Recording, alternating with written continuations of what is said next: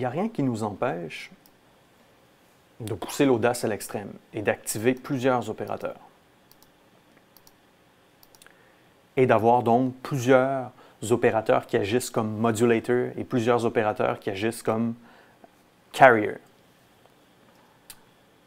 Alors, je pourrais dans cet exemple-ci m'arranger pour que l'opérateur A, qui génère en ce moment une onde sinusoïdale, module l'opérateur B.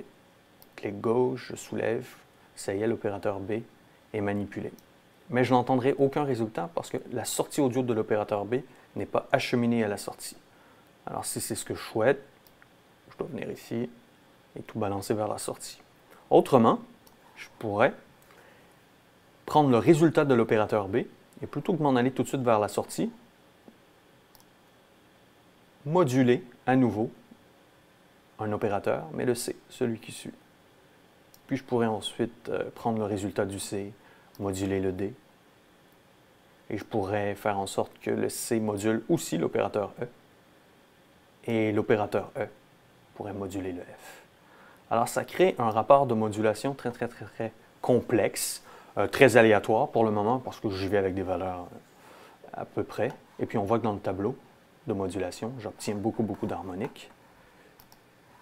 Une forme d'onde un peu particulière aussi. Mais c'est ce qui peut donner des résultats intéressants. Alors à l'aveugle, qu'est-ce que ça nous a donné?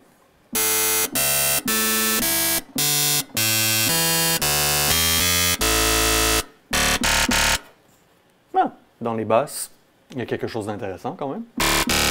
C'est pas sans rappeler les textures sonores très métalliques qu'on entend très souvent dans les musiques plus électroniques. Et je pense bien sûr au dubstep, drum and bass, etc. Ah, il y a quelque chose à faire avec ça. Hein? C'est une source sonore qu'on a créée nous-mêmes et qu'on va pouvoir par la suite moduler pour avoir quelque chose de peut-être plus musical, plus intéressant, plus approprié pour une production musicale. Jetons un coup d'œil, non pas aux opérateurs oscillateurs, mais aux opérateurs du processeur d'effet, les opérateurs X et Z. Tiens, l'opérateur Z inclut un filtre, donc un point de coupure, une résonance, l'essentiel. Si on observe les paramètres qu'on peut régler à même l'opérateur Z, on peut passer par le navigateur, sélectionner l'opérateur Z, et tout ce qui s'affiche ici n'affecte que les paramètres de l'opérateur en question.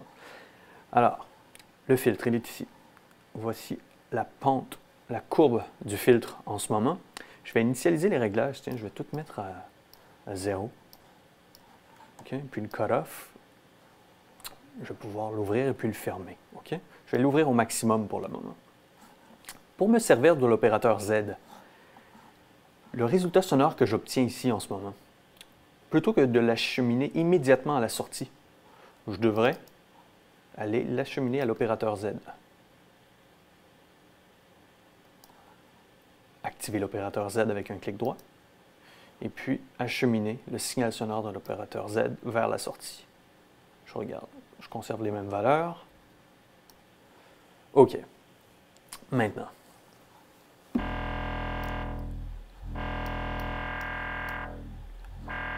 Alors, le filtre, effectivement, agit sur le signal sonore. C'est ce qu'on veut. Filtrons un peu moins, peut-être. On le sait sur cette texture sonore qui rappelle ce qui est fait dans le dubstep plus américain en ce moment. C'est pas rare qu'il y a des LFO, de la modulation. La modulation affecte principalement le filtre. Alors, ajoutons un LFO. Regardez ici, sous la section du filtre, un LFO. Je vais l'activer. On va voir ce que ça donne.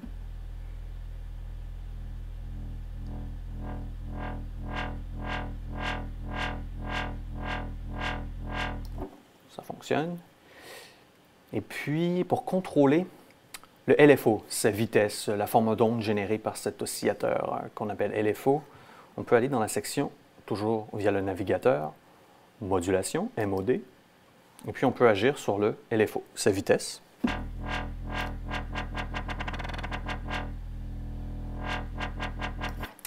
La vitesse du LFO peut aussi moduler en fonction des touches clavier, la hauteur de note, si je joue très bas, si je joue très haut. C'est pas la même vitesse, en fonction de la force de frappe avec la vélocité. Même chose, mais je vais tout mettre à 0 pour le moment. Modifie la vitesse.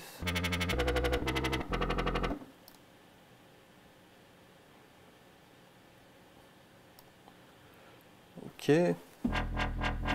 Quelque chose qui fonctionne. La modulation est intéressante, la vitesse me semble bonne. Je pourrais ajouter aussi quelques effets pour ajouter à l'impression générale que donne le son. Alors j'irai via le navigateur toujours dans la section Effets. Tiens, on va s'ajouter un peu d'overdrive. Donc le signal est amplifié davantage. Augmentons la clarté peut-être. Un peu de bass.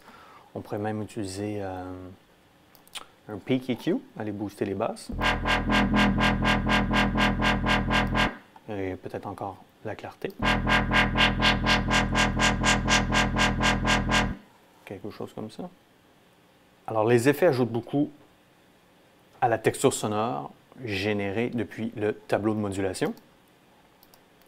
On utilise le filtre de l'opérateur Z pour jouer sur la richesse sonore du signal. Et puis, on utilise un LFO pour manipuler le filtre et la vitesse à laquelle il agit sur le signal sonore. Finalement, on contrôle l'ouverture du filtre. Ça filtre davantage, ça filtre moins, etc. Et ça oscille. On peut aussi synchroniser la vitesse du LFO au séquenceur.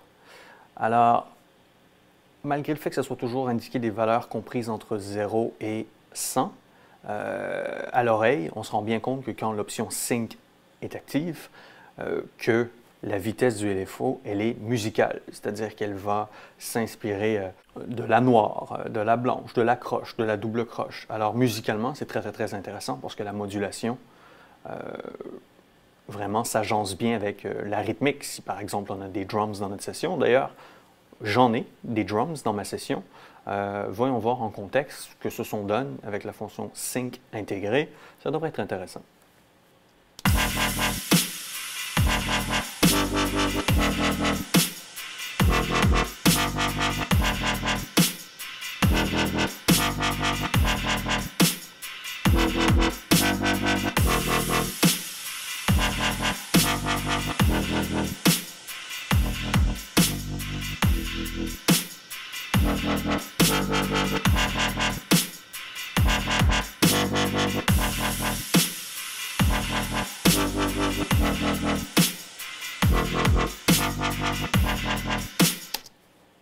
Alors j'espère que vous avez trouvé ça intéressant. On pourrait explorer encore davantage, obtenir des rapports de modulation encore plus intéressants, si ça se trouve.